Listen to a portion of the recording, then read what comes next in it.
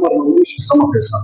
انا من وجهه نظري امبارح يعني حته ان انت تبدا برامي ربيعه. رامي ربيعه اصلا مع العلم الاماراتي ما بيلعبش، فحته ان انت تبدا برامي ربيعه دي انت ظلمت لعيبه ثانيه، يعني ظلمت واحد زي حسام عبد المجيد، عمرو الجزار، الناس دي بتلعب مع الانديه بتاعتها. اما رامي ربيعه مش عشان لاعب محترف بره مصر يبقى يلعب.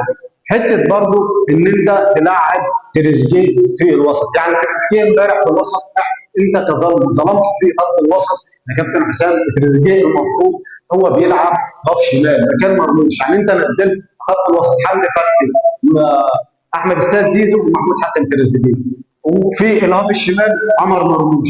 فانت ضيقت الدنيا في خط الوسط، بس ده ادى اريحيه امبارح للاعيبه. لا هو انا من وجهه نظري ما اداش اريحيه، يعني مرموش امبارح ما كانش موجود. انا نفسي اعرف يا مرموش انت كنت بتعمل ايه؟ انت بتعمل ايه اصلا في المنتخب لحد دلوقتي؟ امبارح ما اديتش وما لعبتش. تريزيجيه امبارح لعبه كله كان الهاف الشمال، ضيع فرص، كان ما كانش في توفيق من ناحيه تريزيجيه. توفيق امبارح كان صفر، يعني كوره في العارضه والار اللي لعبها، وكوره بره، وكوره قدام الجون، كوره في ايد الحارس. ما كانش موفق خالص امبارح محمود حسن تريزيجيه في المباراه. بس ده انا شايفه هو افضل من مرموش. لكن مرموش برضه انا كان من وجهه نظري ان هو يريح مرموش ويبدا به تريزيجيه او ابراهيم على الخط الشمال ومهند لاشين